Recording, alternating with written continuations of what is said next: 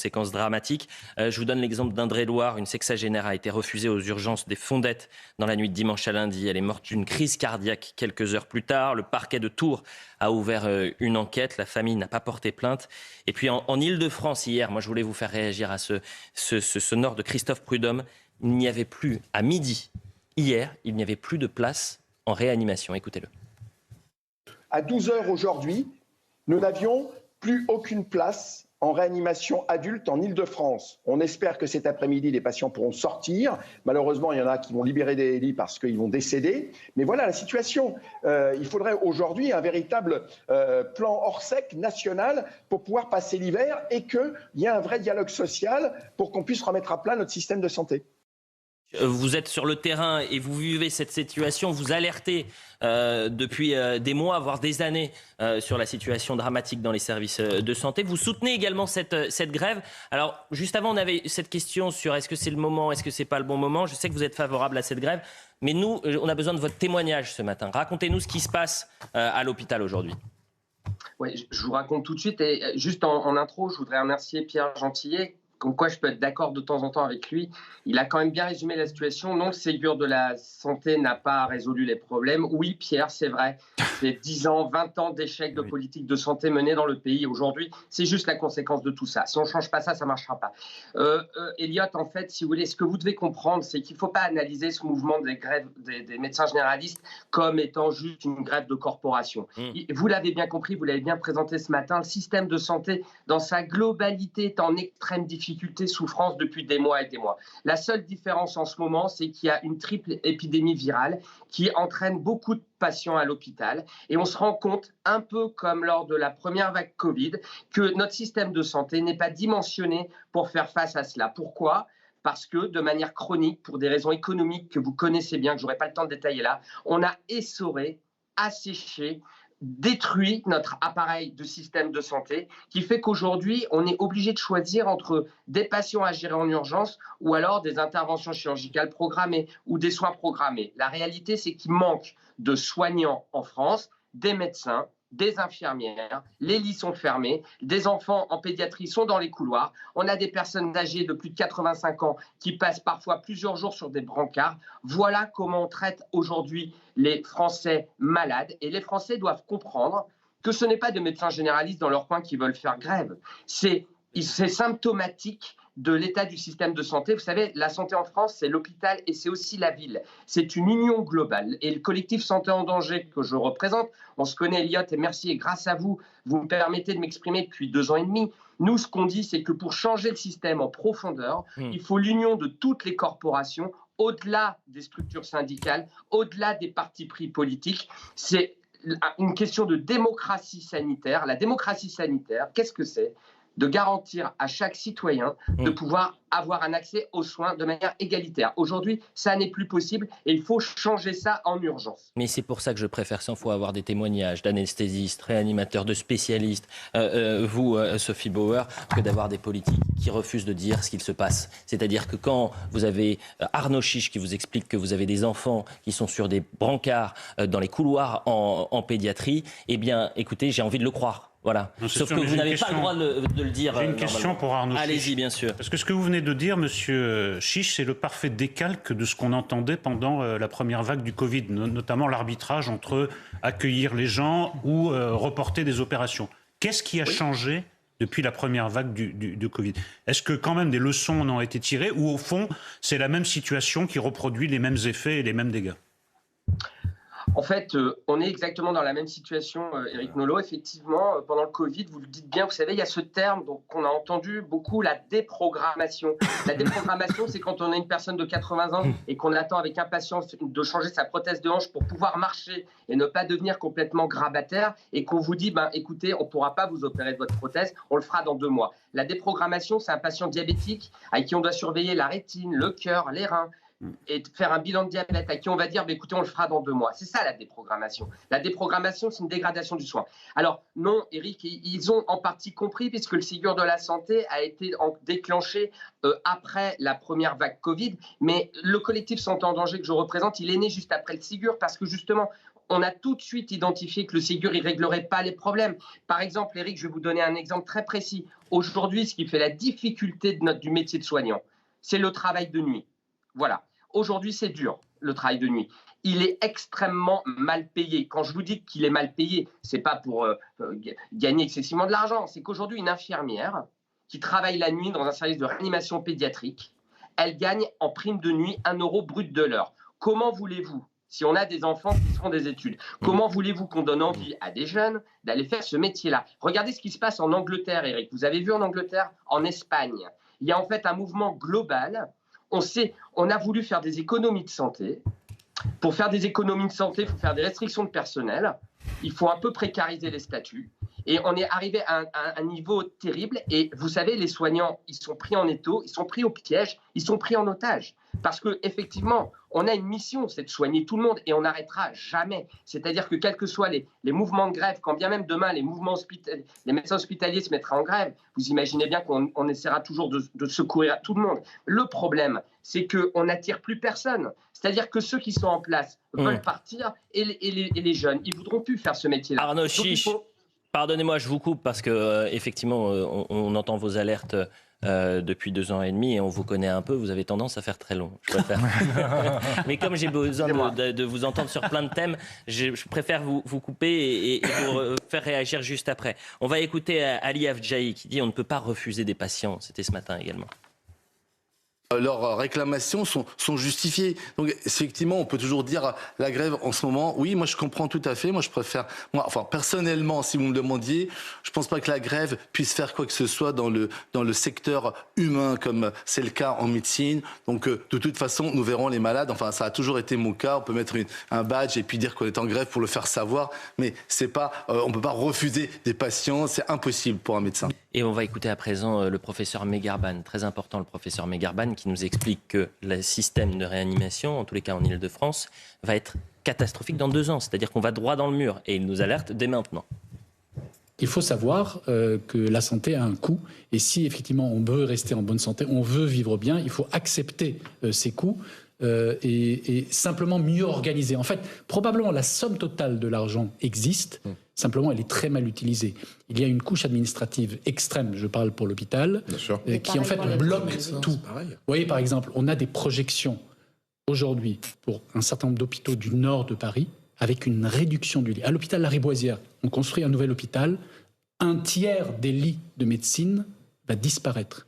Alors même qu'on a passé la crise Covid, alors même qu'on a répété qu'on a besoin de lits, alors même qu'aujourd'hui on ne peut pas fonctionner. Dans 2 ans, c'est une catastrophe totale. Vous pourrez reprendre, vous pourrez reprendre mes paroles. Vous pourrez reprendre mes paroles. C'est une catastrophe totale qui attend le nord de Paris. C'est une catastrophe totale. Sophie Bauer, vous êtes présidente du syndicat des médecins libéraux. Vous partagez le constat du professeur Megarban? Alors absolument, il y a une pléthore administrative extraordinaire. Quand vous imaginez que le budget de l'ARS Île-de-France est le même que le budget de l'ensemble des hôpitaux de Paris, vous commencez à toucher du doigt le problème. Voilà, on a une surcharge administrative épouvantable. Moi, j'ai quitté l'hôpital public du jour au lendemain quasiment parce que j'avais plus qu'un chariot d'urgence pour 2 étages par mesure d'économie. Je ne sais pas si vous imaginez. Dans un grand hôpital parisien. Sophie Bauer, parce que pour que les téléspectateurs, quand même, non mais c'est pour que les téléspectateurs comprennent.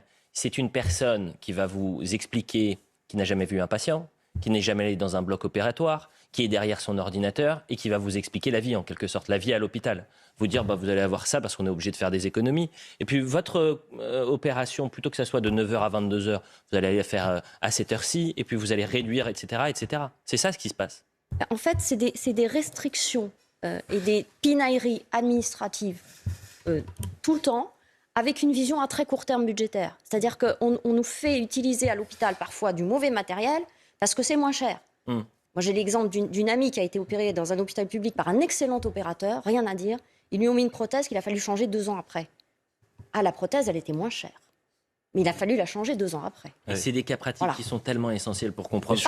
Excusez-moi, sur l'autre aspect, les suppressions de lits, ça correspond à quelle logique? Est-ce que parce qu'il n'y a plus le personnel pour les servir ou ça correspond? Oui, c'est ça. Ça correspond pas à une autre logique. Au lieu de payer correctement des infirmières et de leur donner une incitation à rester. Et c'est le même problème dans le privé actuellement. Hein. On a les mêmes difficultés à maintenir des infirmières, avec la RLS Île-de-France d'ailleurs, qui a essayé, dans notre clinique, de réquisitionner les infirmières qui sont quand même au lit de nos patients. Voilà, on en est là quand même. On en est là. Donc il y a une... C'est insupportable de voir ça. C'est un bazar Arnaud Chiche, épouvantable. j'ai juste une question pour vous, parce que c'était très intéressant ce que demandait Éric Nolot. Est-ce qu'on est dans une situation à l'hôpital aussi grave aujourd'hui que lors de la première vague ? Je reprends les mots du président. Est-ce qu'on est en guerre aujourd'hui ? Oh non, alors les choses, elles sont très simples et très claires. C'est bien plus grave. Parce qu'en fait, en 2 ans et demi, en 2 ans et demi, le personnel n'a fait que partir. Elliot, il manque 100 000 infirmières en France. D'accord ? Elles ne vont pas tomber du ciel. Elles ne vont pas tomber du ciel. Si on veut remplir les hôpitaux d'infirmières, ouvrir des lits et surtout garantir que les Français doivent comprendre, on veut des infirmières pour bien soigner les patients, pour que leur sécurité soit garantie, pour créer 100 000 postes d'infirmières. Il faut un peu d'argent, il faut un peu de volonté politique surtout, mais il faut des instituts de formation, Elliot. Si on ne crée pas d'école d'infirmières, si on ne nomme pas des formateurs, si on ne prévoit pas des tuteurs de stage, comment voulez-vous qu'on puisse envahir les hôpitaux d'infirmières ? Je vais vous donner un dernier chiffre, Elliot, si j'ai encore 1 minute. Vous savez, quand un jeune rentre en école d'infirmière aujourd'hui, il y a 20 à 30% des étudiants qui ne vont pas jusqu'au diplôme, par dégoût des études, par dégoût des stages. Un deuxième chiffre, Elliot, j'abuse un peu.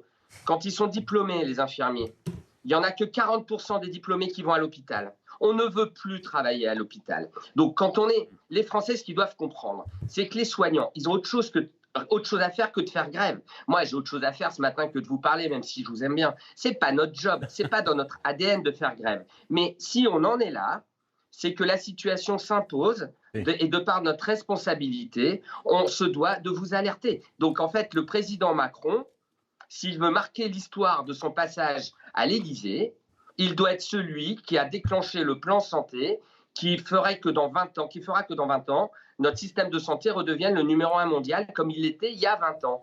Or là, quand même, Éric, je modère un petit peu le propos de ma collègue, ça n'est pas que par manque de soignants qu'on ferme des lits, Éric. C'est une volonté politique, économique. C'est-à-dire qu'il faut une révolution dans le schéma économique du système de la santé. On ne doit pas raisonner en dépenses de santé, on doit raisonner en dépenses de prévention avant de tomber malade. Dominique Jamais, c'est très important ce que vient de dire Arnaud Chiche. C'est-à-dire que je lui demande si on est en guerre aujourd'hui, il me dit attendez, c'est plus grave, c'est plus grave qu'en mars 2020.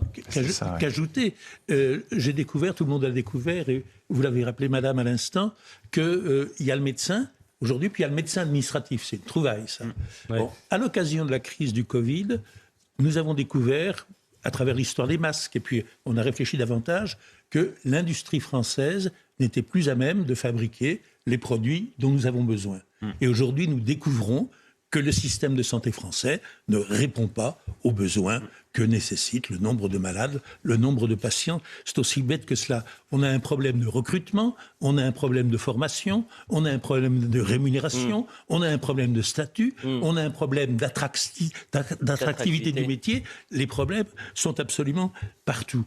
Sophie Bauer, est-ce que c'est vrai, on m'alerte ? Il faut rappeler aussi que lors de la crise Covid, la première vague, l'hôpital était saturé et en même temps, les cliniques étaient vides. C'est vrai ou pas ? Alors, certaines régions n'ont pas joué le jeu.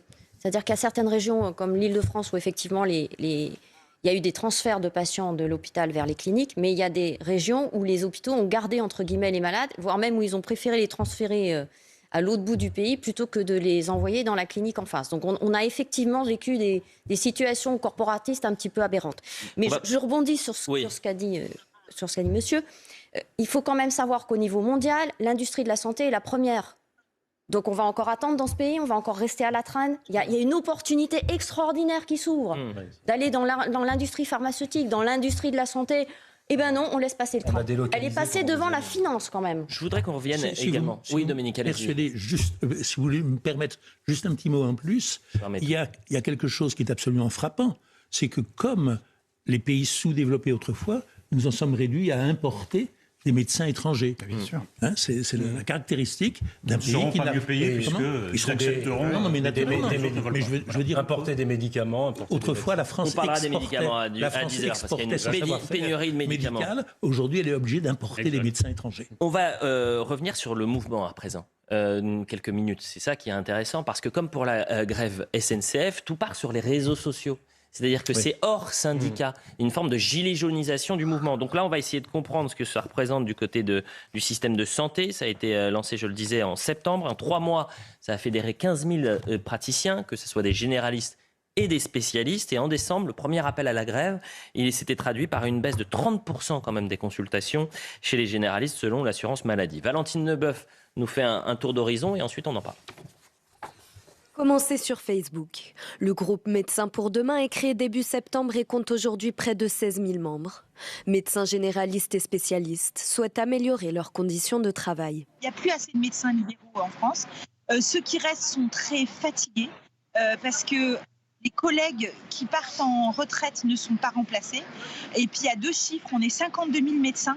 Il y a 40% de nos collègues qui n'exercent pas la médecine générale parce qu'elle est jugée pas assez rentable. Et sur une promotion de médecins qui finissent ses études, seulement 10% de médecins s'installent. Pour rendre le métier attractif, le collectif demande une consultation de base à 50 €, contre 25 € aujourd'hui. Sur une consultation de 25 €, il y a 10 € qui restent pour le médecin. C'est pas assez pour louer, je vous dis, les grands locaux. C'est pas assez pour embaucher du personnel. Et c'est pas assez pour pouvoir avoir du matériel performant. Les cardiologues veulent des échographes, les endocrinologues veulent du matériel, les pédiatres, les médecins généralistes aussi. Et on n'a pas les moyens d'investir dans notre outil de travail. Le collectif demande également moins de tâches administratives.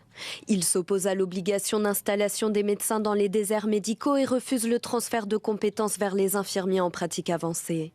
Une manifestation est prévue le 5 janvier à Paris. C'est intéressant la formation de ce mouvement. Juste Sophie Bauer, avant de vous faire réagir, Paul Melun, on est d'accord que les syndicats ont en quelque sorte un regard bienveillant sur cette grève, mais tout ce qui part, c'est hors syndicat. C'est un mouvement sur Facebook, on est bien d'accord. Alors c'est parti sur Facebook. C'est vrai qu'on l'a vu partir et on l'a quand même accompagné, hein, Ouais. faut bien le dire. Et puis, en tout cas, dans mon syndicat, on est un syndicat qui est très attaché à la base. C'est-à-dire qu'on est un syndicat qui se décline dans les départements. Donc pour nous, de voir un groupe de médecins en souffrance qui, quelque part, nous demandait d'agir plus vite et d'agir mieux, eh bien, forcément, ça nous a stimulés. Mais si on sur peut cette dire. réquisition, pardonnez-moi, vous avez dit Oui. si le gouvernement nous réquisitionne, on y retourne. Oui, bien Vous sûr. êtes sûre et certaine que les 15 000 fédérés, là, qui sont hors syndicat, vous diront banco, nous aussi, on y retourne ? Ah, mais à ma connaissance, on ne peut pas s'opposer à une réquisition, monsieur. Ah bah, écoutez. Oui, Melun, oui. théoriquement, la question est arbitrée comme ça. Non, ce que je trouve qui est fondamental dans ce mouvement, et j'avais eu la même réflexion sur la SNCF, c'est que nous assistons à un changement de paradigme total en termes de mobilisation sociale ces dernières années. C'est-à-dire que là, Arnaud Chiche parlait à juste titre, je pense, de la démocratie sanitaire. La démocratie tout court est en panne dans ce pays. C'est-à-dire que ce gouvernement, comme les précédents, n'est plus en mesure d'écouter la base.